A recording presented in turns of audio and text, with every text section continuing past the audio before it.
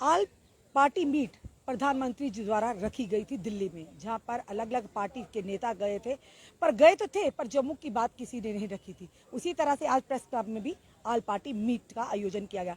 नमस्कार, आप जुड़ चुके हैं दैनिक शिफ्ट टाइम से मैं रश्मि शर्मा, कैमरामैन शुभम भगत के साथ।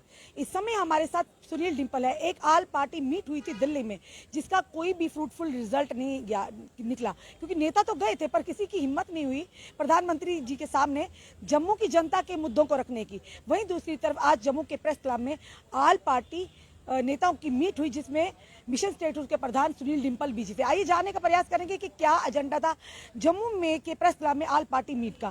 सुनील जी, सबसे पहले आपका बहुत बहुत स्वागत है। धन्यवाद रश्मि। आज जो आपने सवाल किया कि आज एक प्रधानमंत्री जी के कार्यालय में जो बैठक हुई थी 5 अगस्त 2019 को, जब हमारी रियासत हमसे छीनी गई, हमारा state subject special status 370, 35A और महाराजा गुलाब सिंह जी की, महाराजा हरि सिंह जी की 300 साल रियासत को तोड़ करके कि मामूली यूनियन टेरिटरी बना करके हमारा बंटवारा कर दिया गया था, लद्दाख को हमसे अलग कर दिया गया था। तो मिशन स्टेटहुड ही पहला एक ऐसा संगठन था जिसने ये आह्वान किया था और महाभारत का जंग का ऐलान किया था कि हम अपनी रियासत जम्मू कश्मीर, लद्दाख, पीओ के गिलगित बल्टिस्तान को जम्मू कश्मीर के नए नक्शे में शामिल करेंगे, अपना स्पेशल स्टेटस 370, 35 से सब वापस लेंगे और अपनी विरासत, बुजुर्गों की विरासत को हम सब वापस लेंगे। और प्रधानमंत्री के कार्यालय तक हमने ये आवाज गूंज पहुंचाई और तमाम राजनीतिक दल, चाहे वो कांग्रेस थे, नेशनल कॉन्फ्रेंस, अपनी पार्टी, पीडीपी, जम्मू के संगठन और कश्मीर के संगठन थे, उन्हें इस विजन डॉक्यूमेंट जो मिशन स्टेटहुड का था उसके ऊपर, रोड मैप के ऊपर उनको चलवाया। लेकिन अफसोस की बात तो यह है कि बड़ी बड़ी पार्टियां वहां गई थी, वहां से कुछ हासिल नहीं लेकर के आए। लेकिन आज हमने एक बार फिर से, आपने देखा कि मिशन स्टेटहुड हर रोज जम्मू कश्मीर की आवाज बनता चला जा रहा है। 1,30,00,000 अवाम और बेरोजगार नौजवानों की उम्मीदें जुड़ी हुई है मिशन स्टेटहुड जो आल पार्टी मीट हुई, कौन कौन यहाँ पर उपस्थित था और आपको भी बुलाया गया था, क्या था एजेंडा आज की? आज की आल पार्टी बैठक जो हमने अभी प्रेस क्लब में हुई है और जो लगभग 2.5 घंटे के करीब 10 बजे शुरू हुई थी और 12:30 बजे तक ये मीट चली है।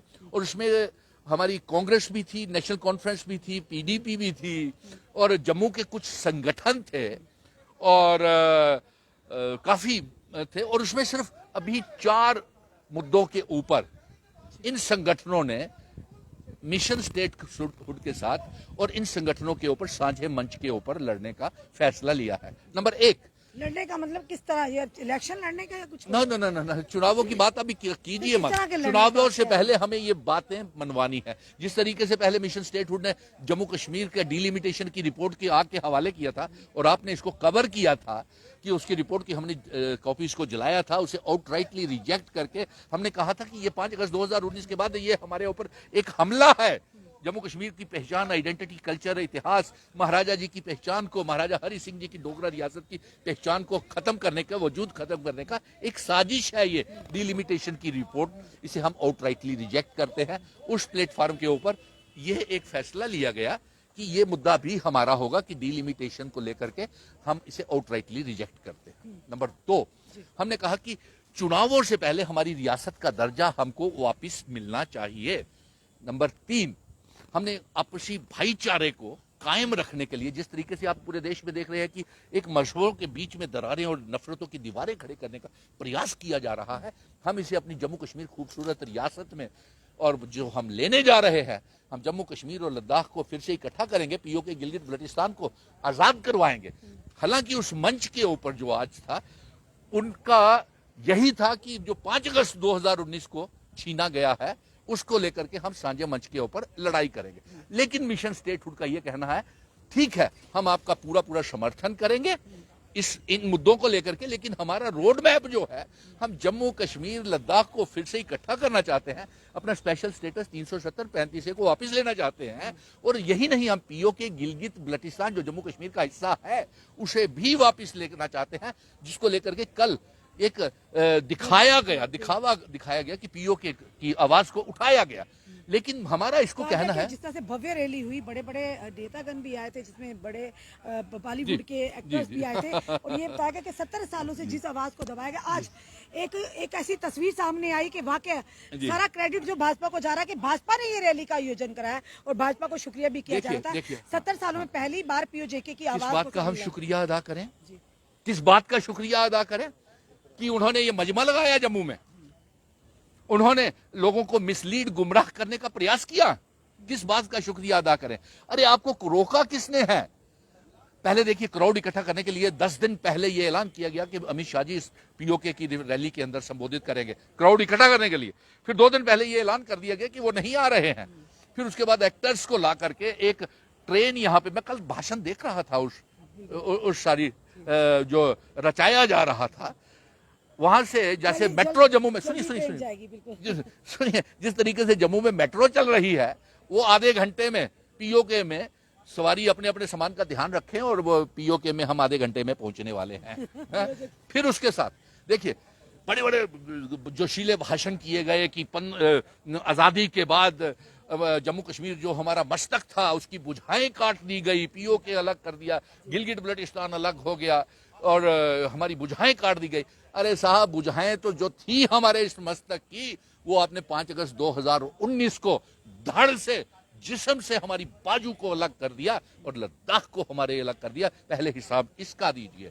नंबर 2, आपको किसने रोका है पीओके को आजाद करवाने से? भाई, मिशन स्टेटहुड आपका पूरा पूरा समर्थन करता है, पर अमित शाह जी, आपको सेना को, मिलिट्री को, आर्मी को डायरेक्शन देनी चाहिए कि जाइए पीओके को आजाद करवा के लाइए।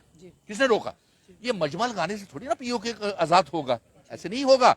और फिर एक कॉलेज में जाकर के, जिस तरीके से पाली की रैली में हजारों करोड़ रुपए खर्च करके आपने, पल्ली की रैली में, और उसमें सरकारी मशीनरी का दुरुपयोग करके लोगों को गुमराह किया, और फिर उसके बाद एक कॉलेज में, शिक्षा संस्थान के एक सेफ्रोनाइज करना, भगवा बनाना वहां पे, ये कहाँ का इंसाफ है? ये कौन सी दिशा में आप देश को लेकर जा रहे हैं? और साथ में फिर तरह तरह के हथकंडे अपना करके लोगों को, वोटर्स को पोलराइज कर रहा। ये डिलिमिटेशन कमीशन भी एक इसी का हिस्सा थे। तो हमने पूरा पूरा समर्थन किया है जो ये है, लेकिन मिशन स्टेटहुड ये जंग आखिर तक लड़ेगा जो हमसे छीना गया है। और साथ में जो हमारी इस रियासत को जो नीलाम किया जा रहा है, बेचा जा रहा है, पावर प्रोजेक्ट्स हमारे बेच दिए, रियल एस्टेट को, हमारे पूंजीपतियों को हमारी जमीनें बेच दी, इंडस्ट्रियल पॉलिसी, एग्रीकल्चर लैंड को इंडस्ट्रियल पॉलिसी में तब्दील कर दिया, दुबई के शेखों को बेचा है, और बदले में हमें क्या मिल रहा है? महंगाई, बेरोजगारी। वापस की दर्जे की मांग जो राज्य की आप लगातार कर रहे हैं मिशन स्टेटहुड के बैनर तले, वहीं पे विपक्षी दल भी लगातार उसी रोड मैप को फॉलो करते। पर सवाल ये कि भाजपा के किसी भी नेता के मुख बिंदु से, बड़े बड़े जो केंद्र से मंत्री आते हैं, पहले तो कह गए जो कह गए, पर अब उनके मुख से एक भी शब्द नहीं निकला कि स्टेटहुड का दर्जा जल्द ही वापस मिलेगा। सही पकड़े हैं। और इसी बात को लेकर के हमने ये पहले दिन से मांग कर रहे हैं कि चुनाव से पहले हमारी रियासत का दर्जा हमको वापस दिया जाए, जमहूरियत को बहाल किया जाए। मेरा बेरोजगार सड़कों के ऊपर है, 30 लाख बेरोजगार। इन्हें मालूम है कि 370 हटाने के बाद मेरा बेरोजगार नौजवान, पढ़ा लिखा बेरोजगार कितना परेशान है। किसी को नौकरी नहीं मिल रही, किसी को।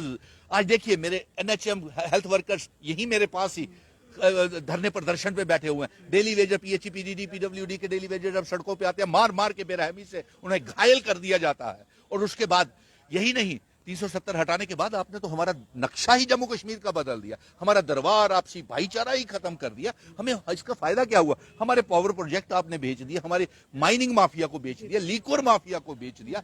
अरे डिलिमिटेशन से कैसे हम भरोसा करें? हम तो मांग कर रहे हैं कि जम्मू जिले को एक अलग से पार्लियामेंट सीट बनाया जाए। इन्होंने तो हमारे जम्मू का हिस्सा ही काट करके कश्मीर के साथ जोड़ दिया। तो ये हमें मंजूर नहीं है। और हम ये मांग कर रहे थे कि जम्मू पश्चिमी विधानसभा क्षेत्र राज्य का सबसे बड़ा विधानसभा क्षेत्र है, इसे 2 भागों में बांट के जिले का दर्जा दिया जाए, लेकिन ऐसा कुछ भी नजर नहीं आ रहा इसमें कुछ भी। और ये एक डिलिमिटेशन की रिपोर्ट, एक ये लोगों को गुमराह करने वाली है। यानी कि साफ तौर पर अब आह्वान कर दिया कि आल पार्टी को आप सपोर्ट कर रहे हैं, मिशन स्टेटहुड सपोर्ट कर रहा है। जी, मैं तो पहले दिन से सभी राजनीतिक दलों को भी, सभी की आवाज बना हुआ है। 1 करोड़ 30 लाख अवाम का मुवक्कफ है ये मिशन स्टेटहुड। अपना मुवक्कफ तो हम पूरा करेंगे, जहां जहां जिस संगठन को हमारे मिशन स्टेटहुड की जरूरत होगी उन्हें हम पूरा पूरा समर्थन करेंगे। धन्यवाद। ये थे सुनील डिम्पल। आज की जो वार्ता थी ये कि आज प्रेस क्लब में एक आल पार्टी मीट का आयोजन किया गया, जिसमें मिशन स्टेटहुड के प्रधान सुनील डिम्पल जी ने भी अपना समर्थन दिया और साथ में उन्होंने कहा कि अब एक ही बैनर तले हम अपने राज्य का दर्जा वापस पाने के लिए अब लड़ेंगे। अब देखना यह है कि जहां पर एक तरफ भाजपा के अमित शाह जी ने भी कहा था कि राज्य का दर्जा जल्द ही वापस मिलेगा जम्मू कश्मीर की जनता को, फिर वो बात कहीं ना कहीं ठंडे बस्ते में और कहीं ना कहीं आने वाले समय में क्या फिर से भाजपा के नेताओं के मुखबिंदु से ये बात सुनने को मिलेगी, या जो उन्होंने वायदा किया था कि जल्द रिस्टोर होगा जो कि राज्य का दर्जा। अब देखना ये है, यहाँ पर विपक्षी दल लगातार आवाज उठा रहे हैं मिशन स्टेटहुड के रोड मैप के साथ, और साथ ही साथ आम जनता भी आवाज उठा रही कि हमें डिमोशन नहीं प्रमोशन जो हमारी हुई थी वही वापिस चाहिए, क्योंकि कहीं ना कहीं पगड़ी का सवाल है हमारे राजा महाराजों की। अब देखना यह है इलेक्शन से पहले क्या भारतीय जनता पार्टी जो सरकार है राज्य का दर्जा जम्मू कश्मीर को वापस दे पाती है, यानी क्योंकि कहीं ना कहीं आम जनता के इमोशंस जुड़े हैं इनके साथ। अब देखना यह है कि लगातार विपक्षों के साथ साथ अब सियासियों की सियासत संगठनों के साथ साथ अब सोशल एक्टिविस्ट भी, सोशल संगठन भी जो है, समाज सेवी संगठन भी अब समर्थन कर रहे हैं कि जल्द से जल्द हमें राज्य का दर्जा वापस दिया जाए। चले ये तो समय पर निर्धारित है कि क्या किस तरह से रणनीति अपनाई जाएगी, क्या इलेक्शन से पहले राज्य का दर्जा वापस मिलेगा, क्योंकि जनाब ये वोट बैंक की राजनीति है, किसी समय कुछ भी हो सकता है। अपने कमेंट जरूर कमेंट बॉक्स में दीजिए, इस वीडियो को जितना हो सके शेयर कीजिए। जुड़े रियासी हमारे से अगले अपडेट के लिए। जय हिंद, जय भारत।